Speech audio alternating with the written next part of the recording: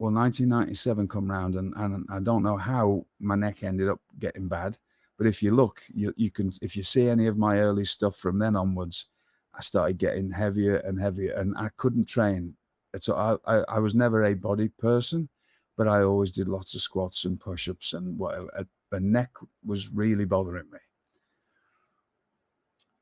You'll have to look the dates up of this, but there is a match on pay-per-view of myself against Prince Iakea. I think it may be around about the May of that year. So I'm having a lot of problems with my neck. I'm taking far more drugs than I should do as an excuse to take the pain away. But it really isn't. It is an excuse, but it isn't. I didn't need to be taking as much as I was, but I was. Okay. That particular day, you might be able to look this up because it's as we're speaking. It was a pay-per-view, and I was wrestling Prince Iakea for the Spring Stampede 97. Spring Stampede. So what month was that, please? 97, probably April, maybe? April, okay. That particular day, I hadn't taken anything. I got up early and in the car gone to the gym because we had to be at the building for 2:00 for the pay-per-view. In the car with me was Chris Benoit and Nancy Solomon. We went to the gym. We left the gym, and as we are coming off the ramp to where our hotel is to get showered, to get back to the building at 2, I'm at the stop sign, and I look in the mirror, and I can see a car barreling at ridiculous speed up behind me. And I can't do anything because I'm at a stop sign and there's cars crossing. And Chris is sat next to me and Nancy's in the back. And I'm like trying not to freak them out, but I can see this car's going to hit us. There's no way because I can't go anywhere. Right. There was a car at the side of me. There's a car. There was You're like get rear-ended for sure. I'm going to get rear-ended. Yeah. This car hit me. I have no idea what speed, or hit us, and flipped. How I don't know. It must have hit us that hard, but it flipped onto the grass verge. It flipped at my car 3 times, and it was actually my car. So I think it was in Tupelo or something like that. The reason being, the pay-per-view was there. I could drive from Atlanta. The next day was, I believe, Nashville, and then I could drive home. Right. So, anytime you had got to get on a plane, it was just a nice thing at that because you're always flying. And the car flips 3 times. We're upside down on the roof. The only thing that saved me and all of us was I was in a Ford Explorer. The roof was crushed against my head. Right. So if I'd have been in anything else, I think it would have killed us. But the roof, there was space. Yes. And I was upside down with the roof crushed on my head. I look across and we're upside down. I look across and Chris is hanging with his tongue out. And I look across at Nancy and her eyes are closed. I think they're both dead. I lean across to the back first. I get myself out. I lean across to the back. I undo Nancy's seatbelt and I somehow kick her back window out. It's already cracked and broken and the car's crushed. I kick her out and I push her out. I'm upside down.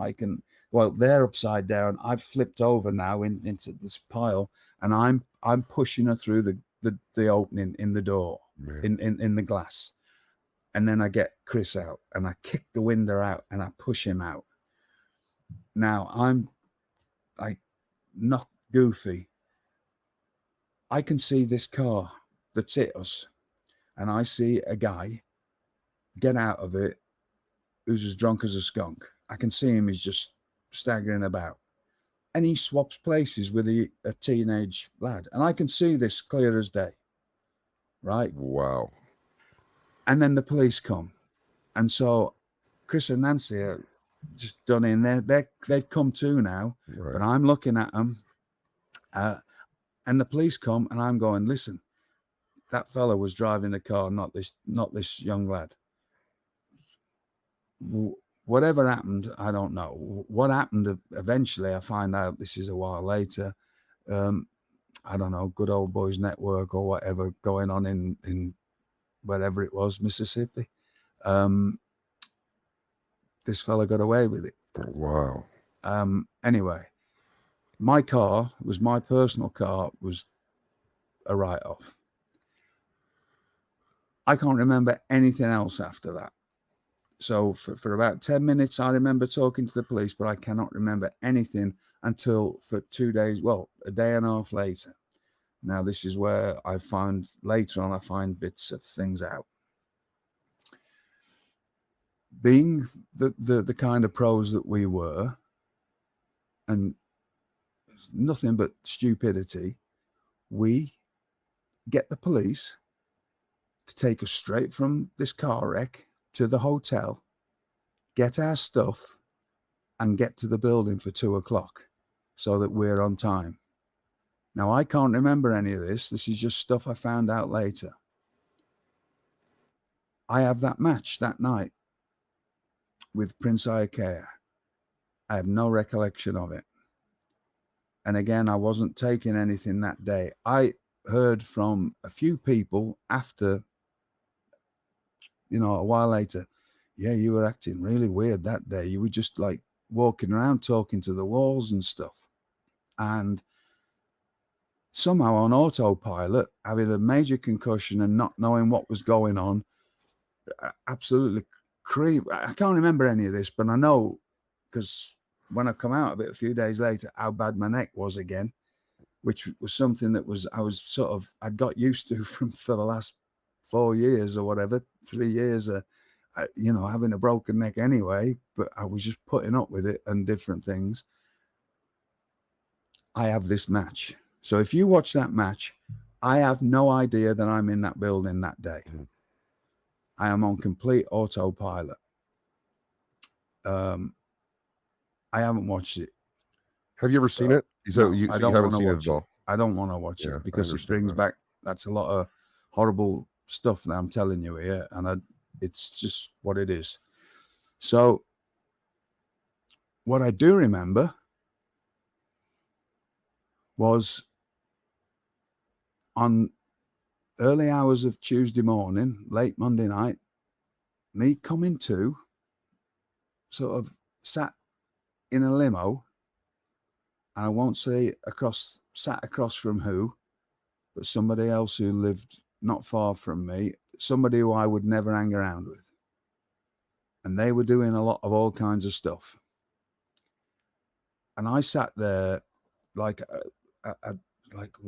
all I can remember is having a car wreck and remembering and I'm just sat there, but I'm looking at this person doing all kinds of stuff. And I thought to myself, is that what I'm like?